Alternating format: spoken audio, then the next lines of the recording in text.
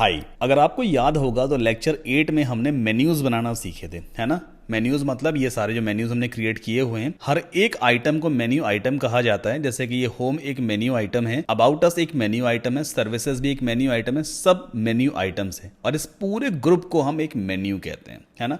तो हमने main menus तो बना लिए। और अगर मैं अबाउट पे माउस रखता हूं तो यहां पे देखो our agency, our services, pricing packages, our client वगैरह वगैरह काफी सारे और भी ड्रॉप डाउन में मेन्यूज दिखाई देते हैं, है ना।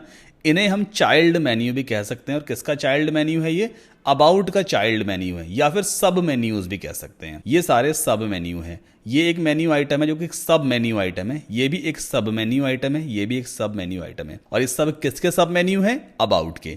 इसी तरह से सर्विसेज पे अगर माउस रखूंगा तो इसके नीचे भी काफी सारे और मेन्यूज दिखाई देते हैं, यानी कि मेन्यू आइटम्स दिखाई देते हैं। कंटेंट मार्केटिंग स्ट्रेटजी, ये एक सब मेन्यू है, किसका? सर्विसेज का। वेब डिजाइन भी एक सब मेन्यू है, किसका? सर्विसेज का। एक सेपरेट पेज बना होगा वेब डिजाइन नाम का, उसके ऊपर सिर्फ वेब डिजाइन की सर्विसेज होंगी। तो वेब डिजाइन को सर्विसेज वाले मेन्यू के नीचे दिखा दिया गया है as a drop down menu, या एज अ चाइल्ड मेन्यू, या एज अ सब मेन्यू।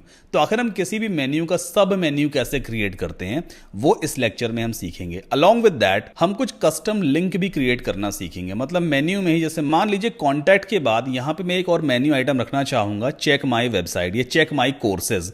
जब बंदा उस पर क्लिक करे तो किसी दूसरी वेबसाइट पे चला जाए, मतलब मेरी जो दूसरी वेबसाइट है उस पे आ जाए। तो वो कस्टम लिंक हम कैसे क्रिएट करते हैं वो सारी चीजें मैं आपको इस लेक्चर में डिटेल में समझाऊंगा। चलिए वर्डप्रेस के डैशबोर्ड में चलते हैं। अभी राइट नाउ मेरे पास कितने पेजेस हैं? अबाउट अस है, ब्लॉग है, कॉन्टैक्ट है, ये सारे पेजेस हैं। अब वर्डप्रेस डेवलपमेंट नाम का भी एक पेज बना हुआ है। इस पेज में जैसे मान लो वर्डप्रेस से रिलेटेड हम कुछ सर्विसेज वगैरह पुट कर देंगे, बट यहाँ पे एक पेज है जो पब्लिश्ड है और वर्डप्रेस डेवलपमेंट नाम से है। 2-4 पेजेस और क्रिएट करते हैं। तो फटाफट पेज में कैसे क्रिएट करता हूं मालूम है?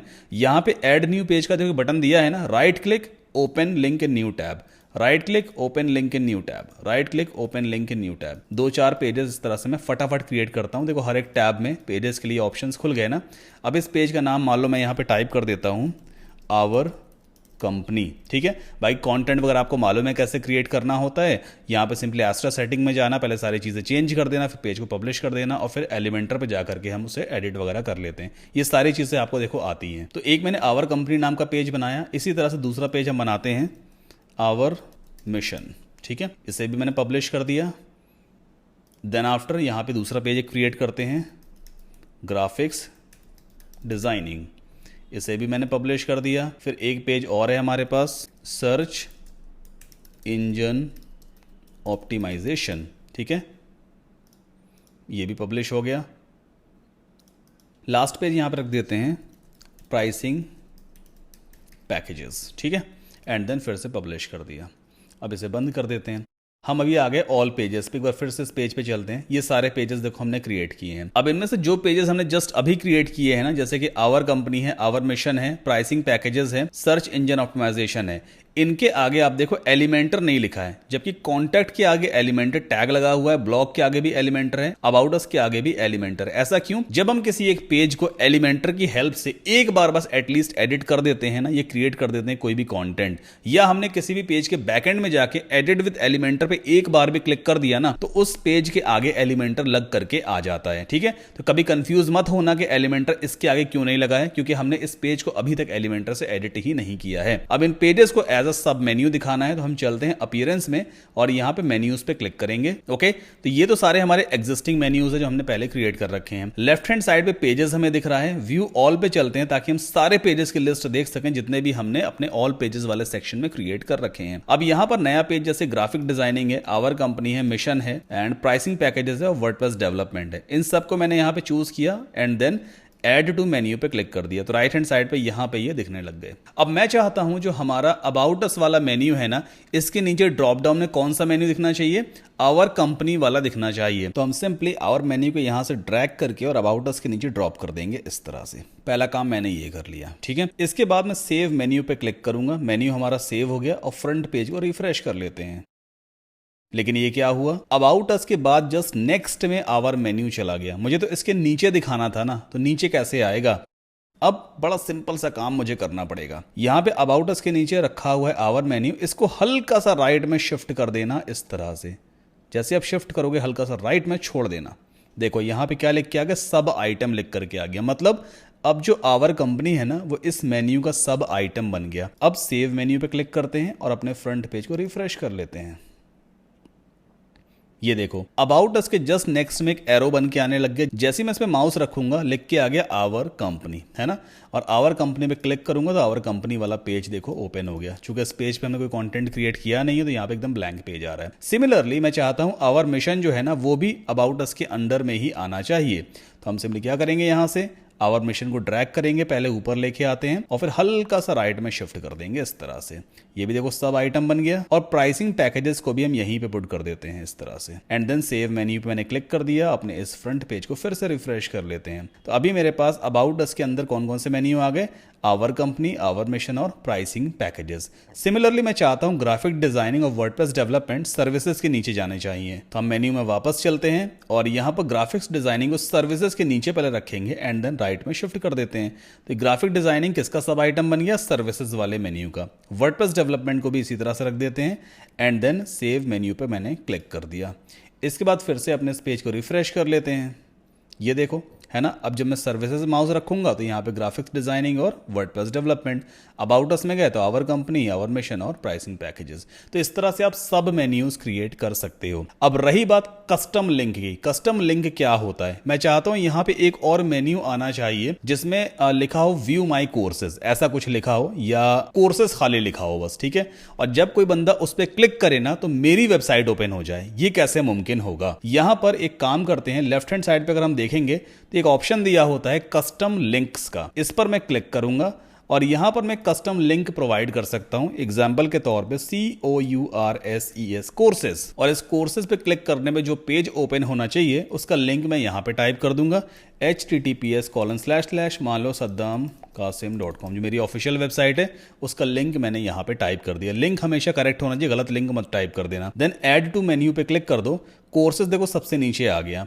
सेव मेन्यू पे मैंने क्लिक किया है। एक बार अपने फ्रंट पेज को हार्ड रिफ्रेश कर लेते हैं और यहां पर देखो कोर्सेज वाला एक लिंक बन करके आ गया। अगर मैं इस पर क्लिक करूंगा तो मेरी ऑफिशियल वेबसाइट ओपन हो जाएगी, जो कि एक कस्टम लिंक है, एक एक्सटर्नल वेबसाइट है ना। तो ये मेरी वेबसाइट का URL है। बैक चलते हैं, ये रहा WPC को। मतलब यहां पे ये जो लिंक्स है ना, होम है, अबाउट अस है, ये सारे लिंक जितने भी हैं कॉन्टैक्ट तक, ये सारे इंटरनल लिंक्स हैं। मतलब इस ही डोमेन के इंटरनल लिंक हैं। लेकिन ये वाले मेन्यू के ऊपर जो मैंने लिंक रखा हुआ ये एक एक्सटर्नल लिंक है, किसी दूसरी वेबसाइट का लिंक है। तो ये एक कस्टम लिंक हम ऐसे क्रिएट कर सकते हैं, ठीक है। और इन केस अगर ऐसा होता कि आवर कोर्सेज यहां एक लाइन में नहीं आ पाता, मान लो मैं जो कोर्सेज वाला ये टेक्स्ट है इसको मैं चेंज कर देता हूं, फिर से इसकी पोजीशन चेंज करते हैं। यहां पे मैं इसको ऐसा कुछ लिख सकता हूं, आवर कोर्सेज, ठीक है। एंड देन हम सेव कर देते हैं मेन्यू को और एक बार फिर से इस पेज को हार्ड रिफ्रेश करते हैं। तो देखो आवर कोर्सेज अब एक लाइन में नहीं आ पा रहा है। क्यों नहीं आ पा रहा है, क्योंकि हमने जो कस्टम हेडर क्रिएट किया था उसमें मेन्यूज के लिए हमने जो विद असाइन की थी ना वो अब कम पड़ रही है, मेन्यू आइटम ज्यादा हो गए। तो क्यों ना हम जो बीच वाली मेन्यू आइटम्स के लिए विद सेट की थी उसे हम एक्सटेंड कर लें, थोड़ा सा बढ़ा लें। हेडर को कैसे एडिट कर सकते हैं, आपने वर्डप्रेस के डैशबोर्ड में ऑलरेडी लॉग इन कर रखा है। ऊपर आपको ये ब्लैक बार दिखाई दे रहा है, आप एडिट विद एलिमेंटर पे माउस रखना, क्लिक मत करना, बस माउस रख देना। तो यहां पर आपको दिखाई देगा एलिमेंटर हेडर, इस पर आप क्लिक करोगे तो हेडर की एडिटिंग स्क्रीन आपके सामने लोड हो जाएगी कुछ इस तरह से। अब आप हेडर को आराम से एडिट कर सकते हो। चूंकि जो बीच वाला कॉलम है कंटेनर, इसकी विड्थ कम है और यहां पे देखते हैं पहले इसकी विड्थ कितनी है, ये 20 है ना, इसे कम कर देते हैं, इसे कर देते हैं 15%। लोगो थोड़ा छोटा कर दिया, 15 ये हो गया। इसकी विड्थ कितनी है, इसकी भी 20 है, इसे भी आप 15 कर दो। चलो 15 में बटन सेट नहीं हो पा रहा है तो इसे हम 20 चलो रख लेते हैं। तो 20 और 15 कितना हो गया, 35। मतलब जो बीच वाला कॉलम है इसकी विड्थ हमारी 65% हो सकती है, 65%। तो तीनों को मिला दोगे तो 100 बन जाएगा। अपडेट कर दिया और एक बार अपने होम पेज को फिर से ओपन कर लेते हैं। ये देखो हमारा होम पेज आ गया और आवर कोर्सेज एक ही लाइन में आ गया। तो आपको हेडर को एडिट कर लेना होता है। इस तरह से आप सब मेन्यूज क्रिएट कर सकते हो और इसी तरह से आप अपना जो बेसिकली कस्टम लिंक्स है वो क्रिएट कर सकते हो। एक चीज आपको और दिखा देता हूं, अभी राइट नाउ अबाउट अस पे अगर मैं चलता हूं, जैसे मैंने माउस रखा है यहां पर, तो देख रहे हो आप आवर कंपनी ऐसा लिखा हुआ आ रहा है, आवर मिशन इस तरह से लिखा है। होवर करने पे जो बैकग्राउंड कलर है वो ब्लैक टाइप का हो जाता है, टेक्स्ट कलर व्हाइट हो जाता है। फॉन्ट साइज भी काफी छोटे हैं।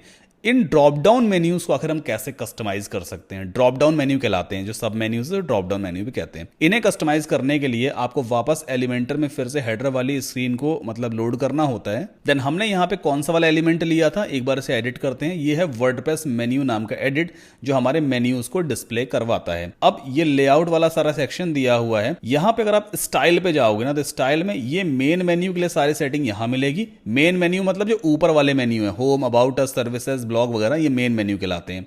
ड्रॉप डाउन में आपको सिर्फ उसकी सेटिंग मिलेगी जो ड्रॉप डाउन मेन्यूज है, यानी ये वाले मेन्यूज, ये वाले मेन्यूज, ये ड्रॉप डाउन मेन्यूज है। इसकी सेटिंग हमें यहां पे मिल जाती है। ड्रॉप डाउन में टेक्स्ट कलर आप चाहो तो चेंज कर सकते हो, बैकग्राउंड कलर अपने हिसाब से चेंज कर सकते हो। एग्जाम्पल के तौर पर जो बटन में ये ऑरेंज कलर है ना, इसका मैं कलर कोड यहां से निकाल लेता हूं।